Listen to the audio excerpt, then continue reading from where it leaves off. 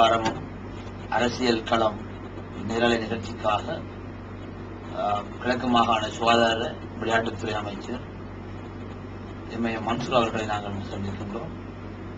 களம் ஃபர்ஸ்ட் தொலைக்காட்சியினுடைய அரசியல் களம் வாரம் இந்த நிகழ்ச்சியை நாங்கள் செய்து கொண்டிருக்கின்றோம். இந்த வாரத்தில் நாங்கள் சந்திக்கின்ற அமைச்சர் அவர்களை நாங்கள் சந்திக்கின்றோம். அஸ்ஸலாமு அலைக்கும். நீங்கள் கிழக்கு மாகாணத்தினுடைய சுகாதார மற்றும் விளையாட்டுத்துறை அமைச்சராக இருக்கின்றீர்கள். இந்த அமைச்சினூடாக பல விலை திட்டங்களை நீங்கள் முன்னெடுத்து வருவதாக நாங்கள் அறிகிறோம். எனவே முதலிலே உங்களுடைய அமைச்சினூடாக நீங்கள் செயல்படுத்துகின்ற விலை திட்டங்களை பற்றி கூறுங்கள். என்னுடைய அமைச்சின் கீழ்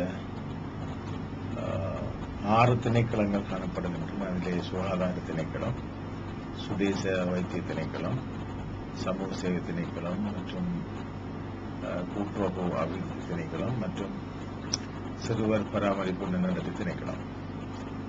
இந்த திணைக்களங்களின் ஊடாக கிழக்கு மாகாணத்தில் இருக்கின்ற சகல மக்களுக்கும் காத்திரமான பணிகளை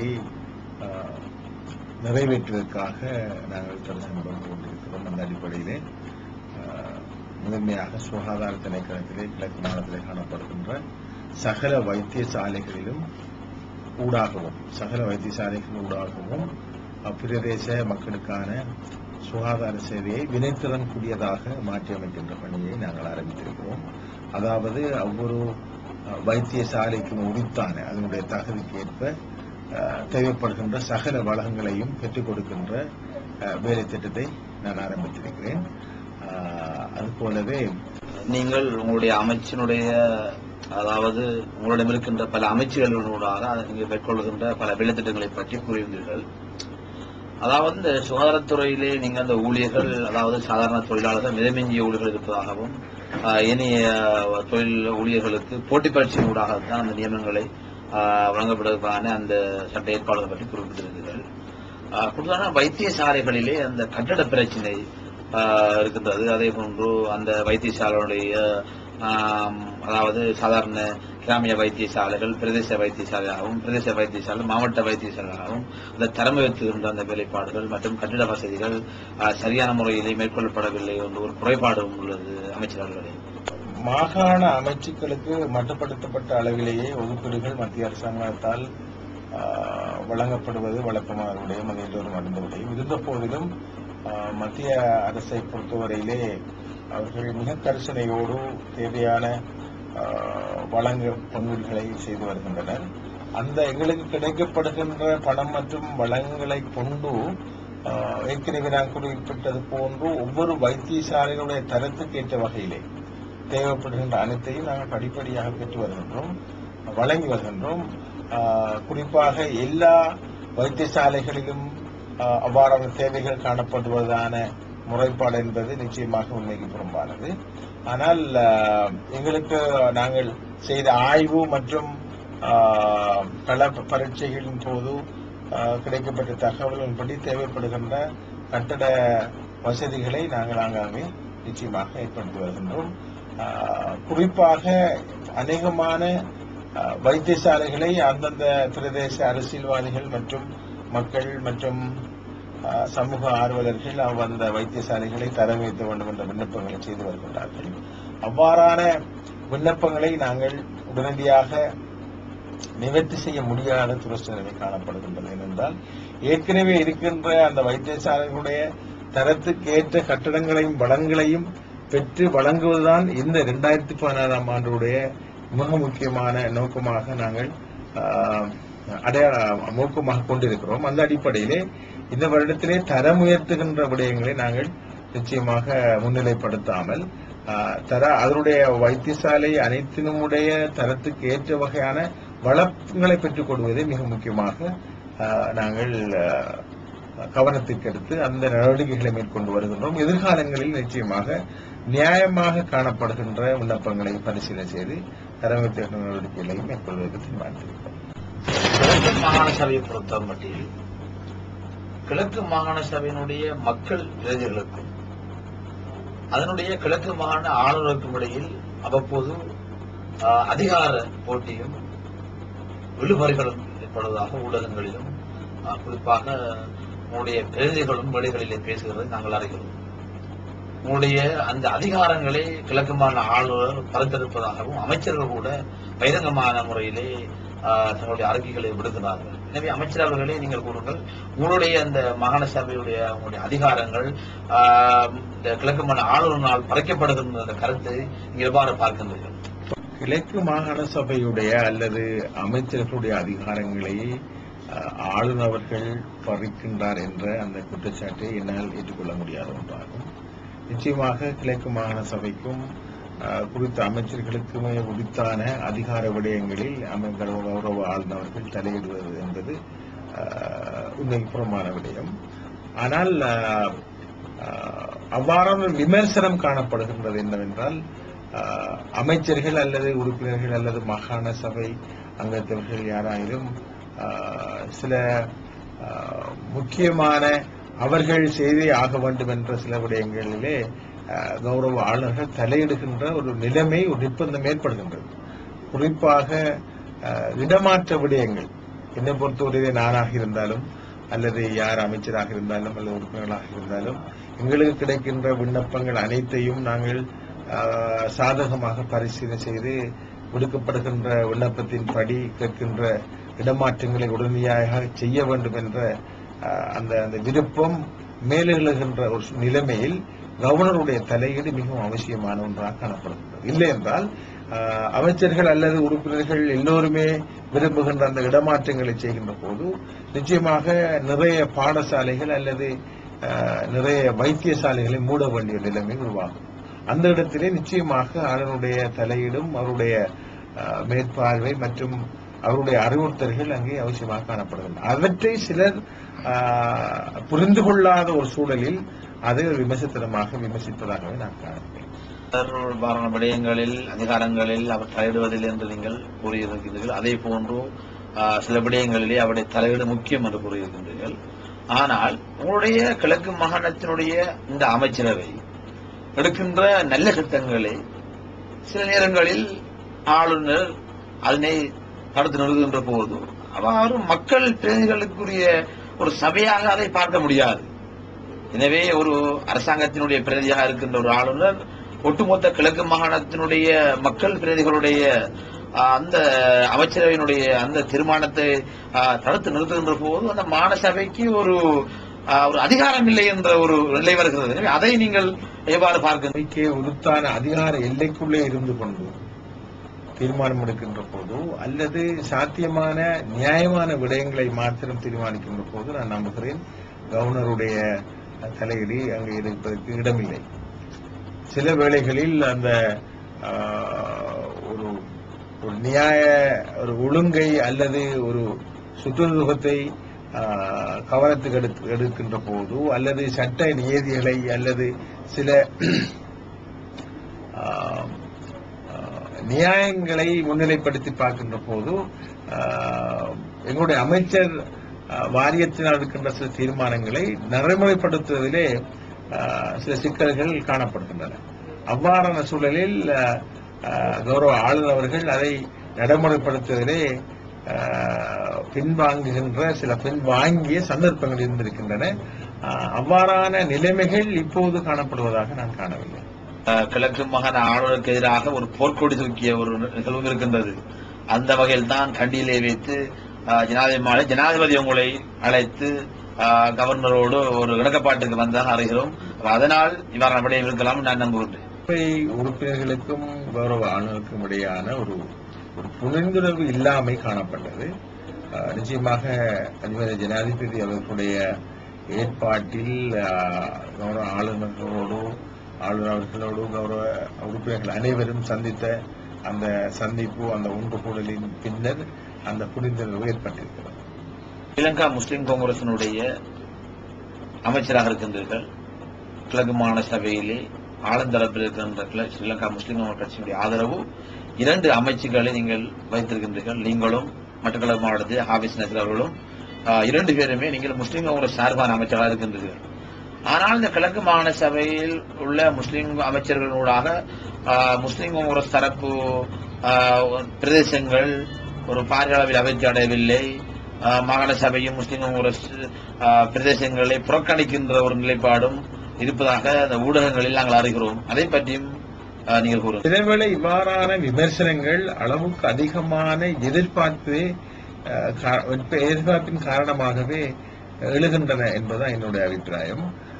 நிச்சயமாக முஸ்லிம் பிரதேசங்கள் மாத்திரமில்லை, எங்களை பொறுத்தவரையிலே நாங்கள் முஸ்லிம் காங்கிரஸை சேர்ந்தவர்கள் என்ற விடயம் மற்றும் முஸ்லிம் சமூகத்தைச் சேர்ந்தவர்கள் என்ற விடயம் ஒருபுறம் இருந்தாலும் நிச்சயமாக எங்களுடைய சேவையை சமநிலைத்தன்மையோடு 3 இன மக்கள் மற்றும் 3 மாவட்டங்களுக்கும் நாங்கள்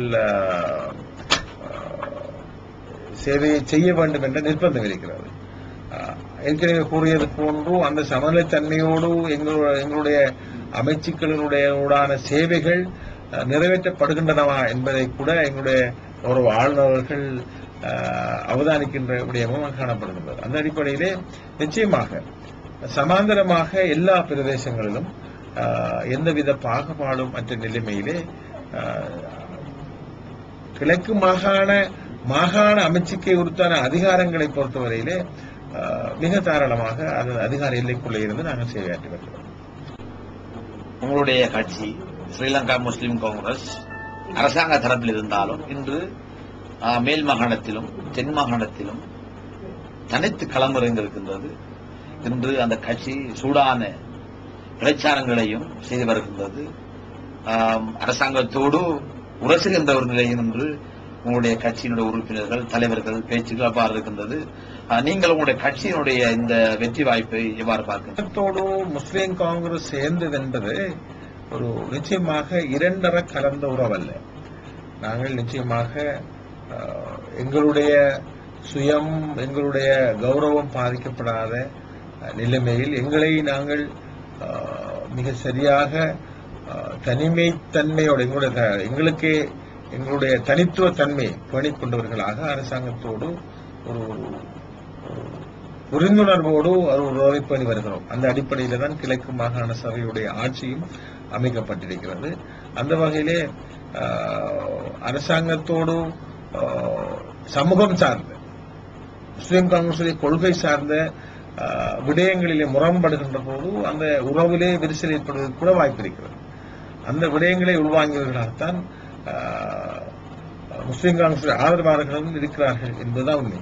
அந்த அடிப்படையிலே கிழக்கு மேல் மாகாண சபையை பொறுத்தவரையிலே நிச்சயமாக அரசாங்கத்தோடு சேர்ந்து அந்த தேர்தலை போட்டியிடுவது என்பதை நிச்சயமாக நாங்கள் ஏறக்குறைய கட்சியுடைய உயிர்ப்பிடம் மறுதளித்து தனித்துவமாக கேட்க வேண்டும் என்ற தீர்மானத்தின் அடிப்படையிலே களமிறங்கியிருக்கிறோம். இன்று முஸ்லிம்களுக்கு எதிராக இருக்கின்ற சதிகள் பல்வேறு கோணங்களிலே அரங்கேற்றப்பட்டிருக்கின்ற விடயங்கள் எல்லோரும் அறிந்த விடயம். அரசாங்கம் அதற்கு நேரடியான பொறுப்பை ஏற்றுக்கொள்ள முடியாவிட்டாலும் இந்த விடயங்களிலே நாங்கள் எவ்வாறாயினும் இவ்வாறான எமது சமூகத்துக்கு எதிரான இருப்புக்கு எதிரான எங்களுடைய கலாச்சார விடயங்களுக்கு எதிரான அச்சுறுத்தல் மற்றும் அராஜகமான செயற்பாடுகளை எதிர்க்கும் நிர்பந்தம் ஏற்பட்டிருக்கிறது. அந்த அடிப்படையில் அதனை எதிர்நோக்குகின்ற அதை முறியடிக்கின்ற வகையிலே நாங்கள் நிச்சயமாக எங்களுடைய தனித்தன்மையை எங்களுடைய ஆட்சேபனையை நாங்கள் திரட்டி காட்ட வேண்டிய நிர்பந்தம் ஏற்பட்டது. அந்த அடிப்படையிலே தான் நாங்கள் மேல் மாகாண சபையிலே தனித்து போட்டியிடுகின்றோம். என்னை பொறுத்தவரையிலே இதுவரை கிடைத்த கள அறிக்கைகளின்படி வழமைக்கு மாற்றமான எல்லோரும் ஆச்சரியத்தக்க ஒரு பெருமத்தை முஸ்லிம் காங்கிரஸ் நிச்சயமாக அடையும் என்பதுதான். இன்று அப்பட்டமான முறையிலே முஸ்லிம்களுக்கு எதிராக அரங்கேற்றப்பட்டிருக்கின்ற அனைத்து துரோக செயல்களுக்கும் மற்றும் திட்டங்களுக்கும் எதிரான ஒரு பாடத்தை புகட்ட வேண்டும் என்ற அடிப்படையிலே ஏறக்குறைய பெரும்பான்மையான முஸ்லிம்கள் முடிவெடுத்திருக்கிறார்கள். அந்த அடிப்படையிலே வழமைக்கு மாற்றமான ஆச்சரியத்தக்க ஒரு பொறுப்பேற்றை நிச்சயமாக ஒரு பாரிய அடைவை மேல் மாகாண சபையிலே முஸ்லிம் காங்கிரஸ் அடையும் என்பது என்னுடைய நம்பிக்கை. தாயகமான அம்பாறை மாவட்டத்தில் இன்று கல்முனை மேயராக இருந்த முன்னாள் மேயர் சிராஸ் அவர்கள் அமைச்சர் அத்தாவுல்லா தலைமையிலான தேசிய கட்சியிலே இணைந்திருக்கின்றார். எனவே இந்த அவருடைய கட்சி மாற்றம் அம்பாறை மாவட்டத்தில் ஸ்ரீலங்கா முஸ்லிம் காங்கிரஸுக்கு பாரிய தாக்கத்தை ஏற்படுத்தும் என என்று பேசப்படுகிறது. அதில் எந்த அளவு உண்மை இருக்கின்றது? காங்கிரஸ் என்பது ஒரு முற்றுமுழுதாக சமுதாய நோக்கத்திற்காக உருவாக்கப்பட்டுள்ள அமைப்பு.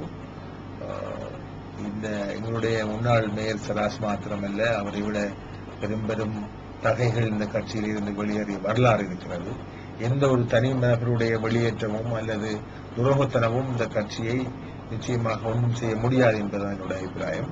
ஸ்ரீலங்கா முஸ்லிம் காங்கிரஸை பொறுத்தவரையிலே இந்த கட்சிக்கென போராளிகள், உயிரோட்டமான போராளிகள் மற்றும் இதய சுத்தியோடு இயங்குகின்ற மக்கள் இப்பிரதேசங்களில் அம்பாறை மாவட்டத்திலே காணப்படுகின்ற வரைக்கும் இந்த வெளியேற்றமோ அல்லது தேசிய காங்கிரஸோடு சகோதரர் மீரா சாஹிப் அவர்கள் இணைந்து கொண்ட விடயமோ எந்தவித தாக்கத்தையும் ஏற்படுத்தப் போவதில்லை. துரதிர்ஷ்டமான விஷயம், அவருடைய மிக இளம் வயதுடைய என் நண்பர் கௌரவ முன்னாள் முதலமைச்சர் சிராஸ் மீரா சாஹிப் மேயராயிருந்த அவர், அதுக்கு ஒரு அரசியல் எதிர்காலம் இருந்தது. அந்த அவருடைய அரசியல் எதிர்காலத்துக்கு அவரை ஆட்சி வைத்திருக்கிறார் என்பதுதான் என்னுடைய சுருக்கமான அபிப்பிராயம். முஸ்லிம் காங்கிரஸ் அவரை ஆப்பு வைத்திருப்பதாக இங்கு கூறுகின்றீர்கள். அவரை முஸ்லிம் காங்கிரஸ் நடுவீதியிலே இறக்கிவிட்டதாகவும், இந்த சந்தர்ப்பத்தில் தான் ஒரு குதிரை வந்து அந்த குதிரையிலேயே அவர் ஏறி அந்த இடத்திலிருந்து அவர் தப்பித்துக் கொண்டதாகவும் கூறுகின்றார். அவ்வாறென்றால் முஸ்லிம் காங்கிரஸ் அவரை மேலிருந்து கலற்றிவிட்டு அவரை நடுவீதியிலே நிறுத்தியதாக சொல்கிறார். அவர் அந்த கருத்தோடு நீங்க எவ்வாறு உடன்படுங்க?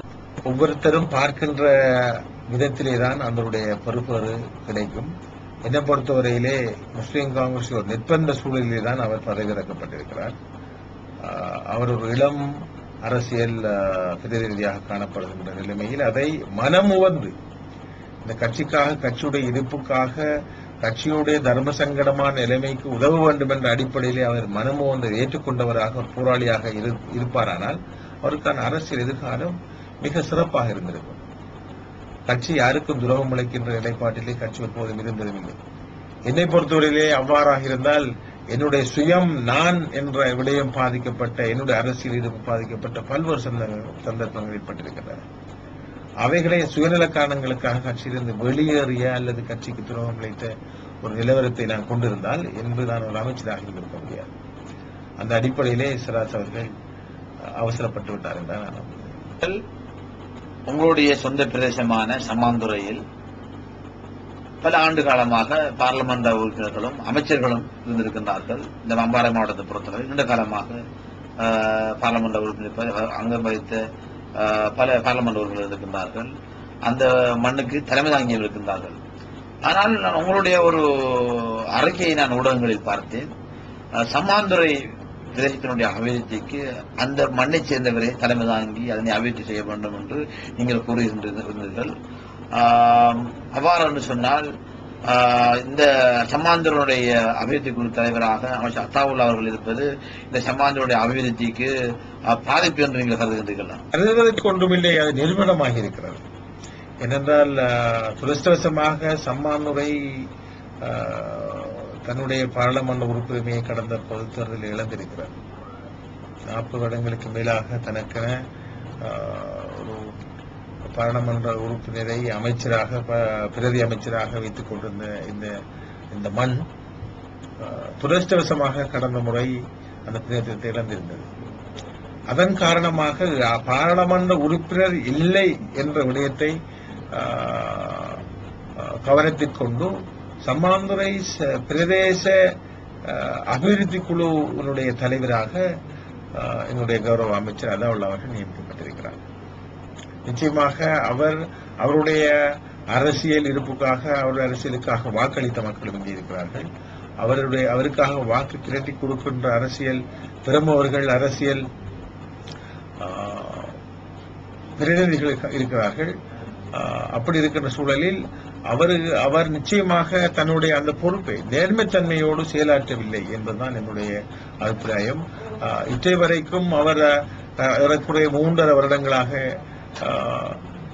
ஏறக்குறைய 36-42 கூட்டங்கள் நடத்தியிருக்க வேண்டும். ஆக குறைந்தது ஒரு மாதத்துக்கு ஒரு கூட்டமாவது இந்த பிரதேச அபிவிருத்தி, இந்த பிரதேசங்களில் காணப்படுகின்ற திணைக்கள தலைமைகள் சம்பந்தப்பட்ட அதிகாரிகளோடு ஒவ்வொரு மாதமும் கூடி ஆராய்ந்து பிரச்சனைகளை அறிந்து அவர்களை தீர்வை பெற்றுக் கொடுப்பது.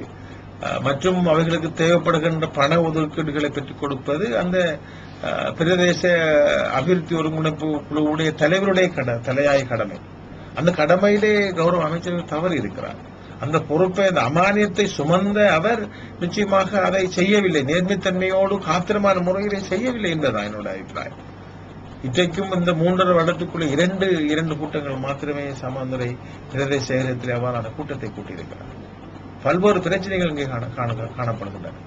மக்களுடைய அன்றாட தேவை, அடிப்படை தேவைகள், விவசாயிகளுடைய பிரச்சனை என்று பல்வேறு பிரச்சனைகள் காணப்படுகின்றன. அந்த பிரச்சனைகளை ஆராய்கின்றவர்களாம். நான் அமைச்சராக இருக்கலாம், கௌரவ நௌஷாத் அவர்கள் தவிசாளராக இருக்கலாம், கௌரவ அமீர் அவர்கள் மாகாண சபையாக இருக்கலாம், யாராக இருந்தாலும் இவ்வாறான மிக முக்கியமான திணைக்களம் சார்ந்த பிரச்சனைகள், அதிலும் மத்திய அரசாங்கத்தினுடைய உதவியை பெற வேண்டிய நிர்பந்தமான சூழலில் இருக்கின்ற பிரச்சனைகளை அறிந்து ஆராய்ந்து அதில் தீர்மானத்தை பெறுவதென்பது, அடைவதென்பது, அந்த பொறுப்பை சுமந்து கொண்டிருப்பது கௌரவ அமைச்சர் தான் உள்ளாராம். அந்த அடிப்படையிலே அது சம்மாந்துறைக்கு அவர் செய்த துரோகம் மாத்திரமல்ல, சம்மாந்துறை மக்கள் இன்று உணர்ந்து வருகின்ற ஒரு பாரிய ஒரு இழப்பு ஒன்றாகும். அந்த அடிப்படையிலே நாங்கள் பாரிய ஒரு அரசியல் இருப்பை, ஒரு அபிவிருத்தி சார்ந்த மிக முக்கியமான விடயங்களை நாங்கள் இழந்திருக்கிறோம்.